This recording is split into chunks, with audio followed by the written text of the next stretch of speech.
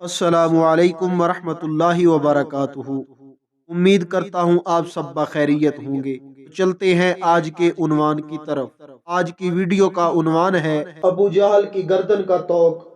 ایک مرتبہ ابو جہل اور اس کے قبیلے کے دو آدمیوں نے حلف اٹھایا کہ اگر ہم لوگوں نے محمد صلی اللہ علیہ وآلہ وسلم کو دیکھ لیا تو ہم پتھر سے ان کا سر کچل دیں گے۔ جب حضور علیہ الصلوۃ والسلام نماز کے لیے حرم کعبہ میں تشریف لے گئے اور ابو جہل نے آپ صلی اللہ علیہ وآلہ وسلم کو دیکھا تو ایک بہت بڑا پتھر اپنے دونوں ہاتھوں سے اٹھا کر چلا اور آپ صلی اللہ علیہ وآلہ وسلم پر اس پتھر کو پھینکنے کے لیے اپنے سر کے اوپر دونوں ہاتھوں کو اٹھایا تو اس کے دونوں ہاتھ اس کی گردن میں آ گئے اور پتھر اس کے ہاتھوں میں چپک کر رہ گیا اور دونوں ہاتھ توق بن کر ٹھوڑی کے پاس بند گئے اور وہ اس طرح ناکام ہو کر لوٹ آیا۔ اس کے دوسرے دن ولید بن مغیرہ نے چلا کر کہا کہ تم پتھر مجھے دے دو، میں اس کو ان کے سر پر دے ماروں گا۔ چنانچہ اس بد نصیب نے جبکہ آپ صلی اللہ علیہ وآلہ وسلم نماز میں تھے آپ صلی اللہ علیہ وآلہ وسلم پر پتھر گرانے کا ارادہ کیا تو ایک دم اندھا ہو گیا۔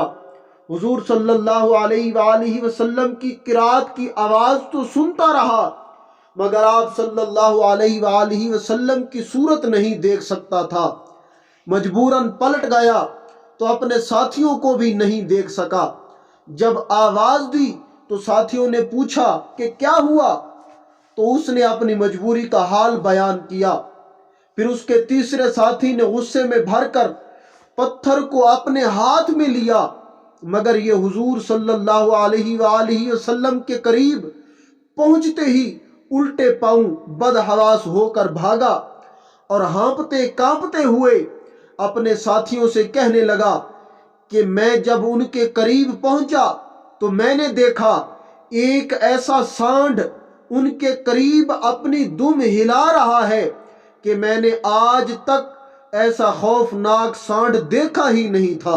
لات و عزا کی قسم، اگر میں ان کے قریب جاتا تو وہ مجھے ہلاک کر دیتا۔ اس واقعہ کا ذکر سورۃ یاسین میں ان لفظوں کے ساتھ مذکور ہے۔